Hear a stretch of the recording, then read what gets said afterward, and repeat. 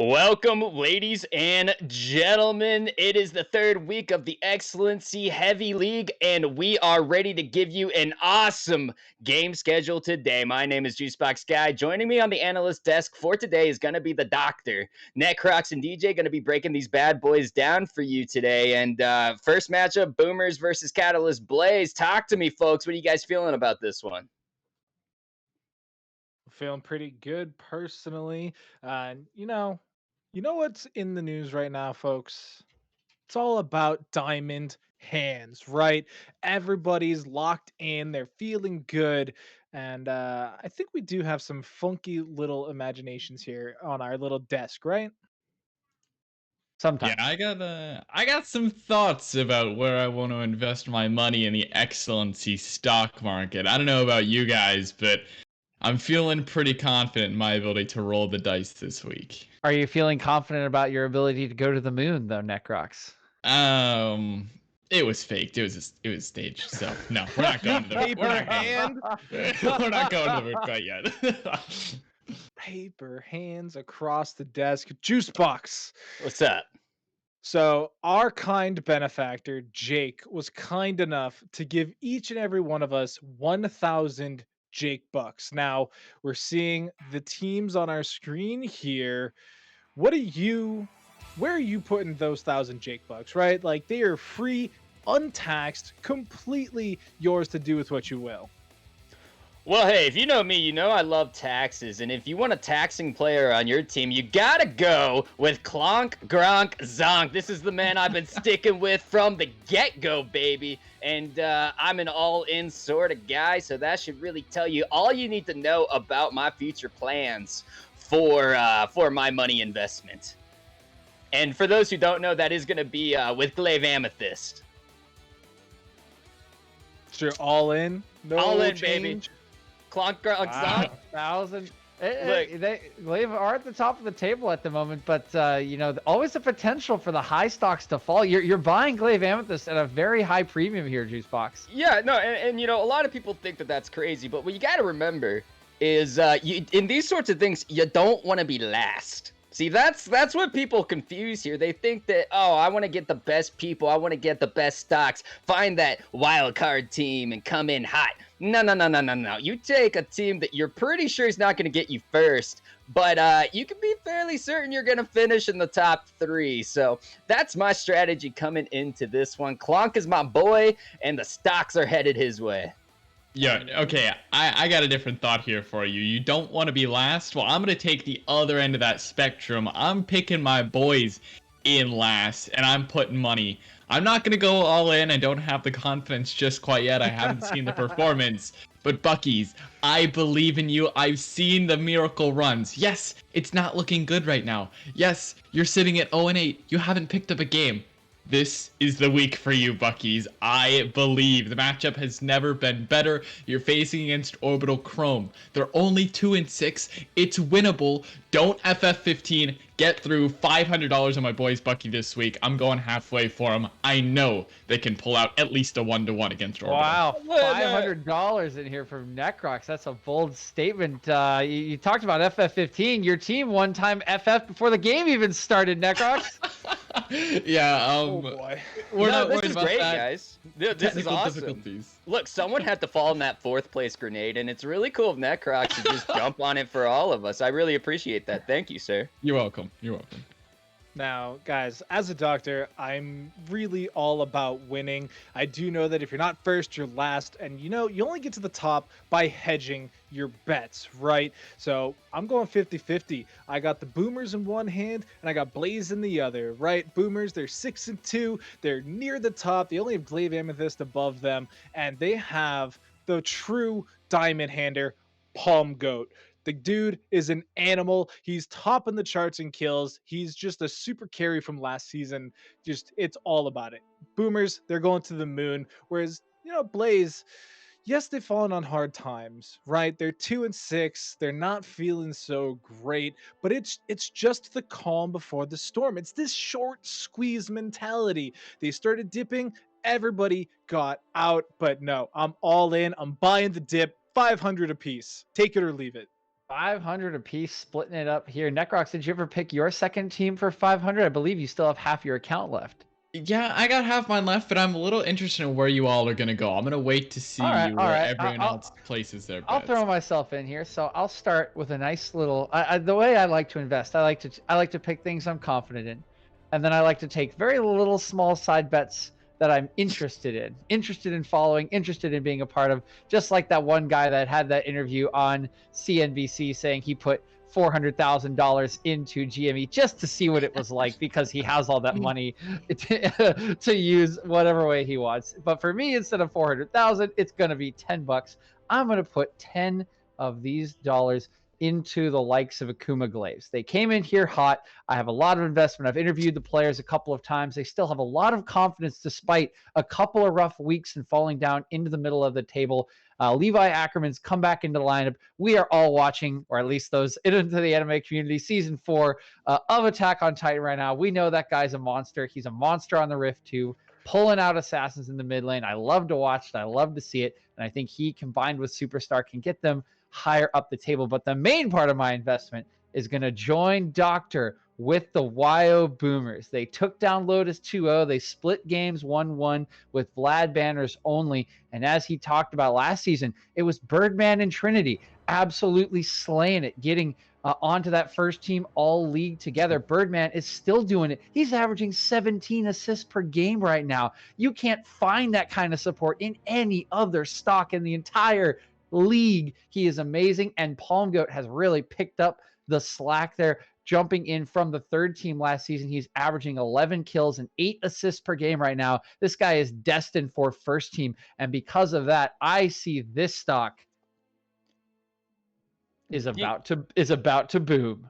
DJ, so you went $990 on the Boomers and $10 on the inferior Glaves. You know I did. No, I did $10. No, wait, what? No, I did $10 on Glaze. He didn't give us a boomer number. $990 going on to the Boomers. Oh, okay. All right. Now, DJ, you're talking about these support numbers, right? Now, what if I were to tell you that for a cool $2.1 million, you could get a support named Vulcan that can get half those numbers? It's a great question. It seems I don't know. I think my investment's a little better there. Birdman just doing it for free. He's just doing it for the memes. Wait. Let's go back to this $10 thing. I don't think I'm done with that yet. So what sort of returns are you expecting on $10 on literally 1% of your finances throwing at a team? If it goes to the moon, it's up 1,000%. That's the whole point, Juicebox guy. It's the long shot. It is the money shot, if you will. And he is betting it all on that shot.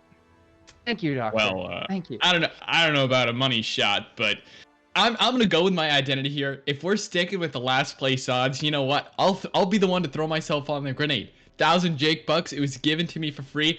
I ain't no freaking socialist or communist. Let's go. Orbital Chrome, you are my team this week. Sure, I just said Bucky's could beat you. Orbital, you can beat Bucky's. You are quite literally doing better than them. Who cares about what I said maybe 5 minutes ago?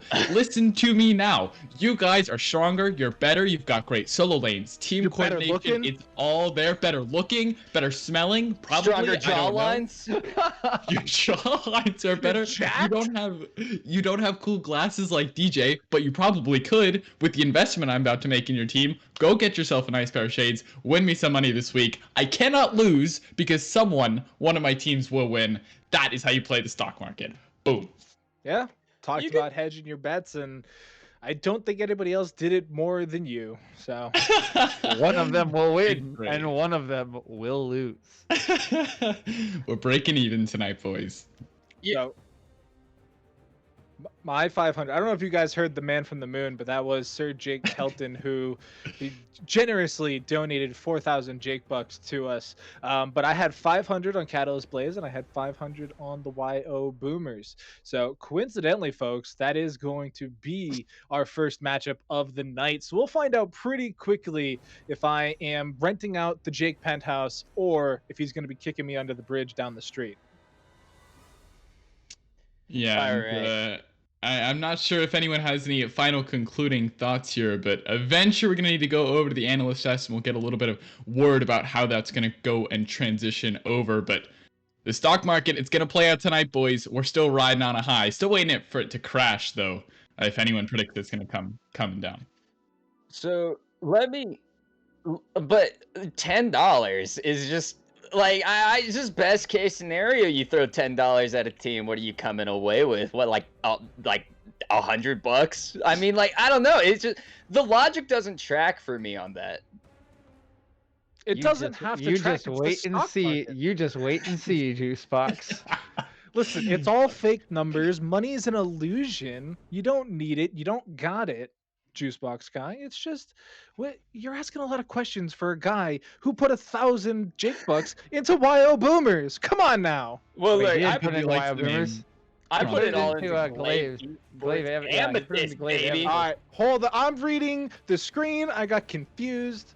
I just remember Grongzok. So, can we invest into individual players? Is that like a margin? Well, that's kind of what I did. Look, I read the rosters. I hit the first name. I was good to go. So here's one question I have for our great investor, Necrox, who put two $500 bets on the teams at the bottom of the table. And we mentioned it in passing, but what do you see in Bucky's right now? They're 0-8, struggling so much. What's coming through the woodwork here to make you believe in this team? What are you hearing from the Bucky Stratosphere's investors and the analysts covering the team? You've got to have some insider information here, I feel like, Necrox. Yeah, so here's my insider information. I got absolutely nothing.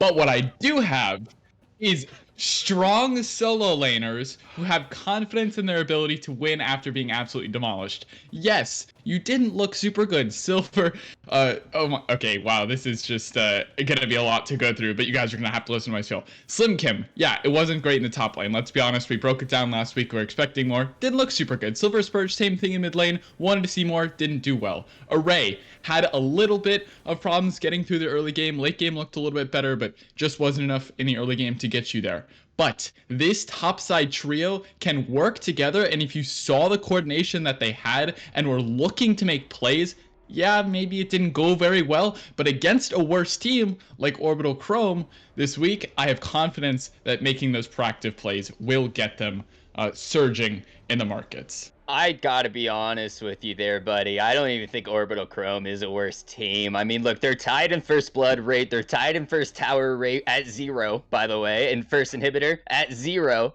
But actually, no. Chrome is ahead at 33%. So Bucky's behind in inhibitors, behind in Baron takes, behind in the first dragon take. They get first Rift Heralds. That's great. That just means that they lost the important part of the map and have to settle for the unimportant part of the map. So good on them for that. Whoa. They have the lowest KDA. For those of you fantasy gamblers out there, those are not good numbers if you're playing on Flipper. Let me Shelly remind you all, is though. not the worst part of the map. She's an equal part of the duopoly between Drake and Shelly. That's what Riot wants you to think. But dragons win games, my friend, and You've never seen a dancing Shelly at the end? You're have missing you out. ever seen the first Shelly be the dancing Shelly at the end? Yes, I have. It was a stomp. Yeah, it Make it happens to happen. me in solo queue more often than I'd like it to.